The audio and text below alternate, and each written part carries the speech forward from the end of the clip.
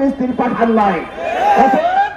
ভারত আমেরিকার দাঁড়ি করার জন্য বাংলাদেশের কোন মুসলমান সেনাবাহিনী আমেরিকার আন্তর্জাতিক বাহিনীতে যোগ দিতে পারবে না।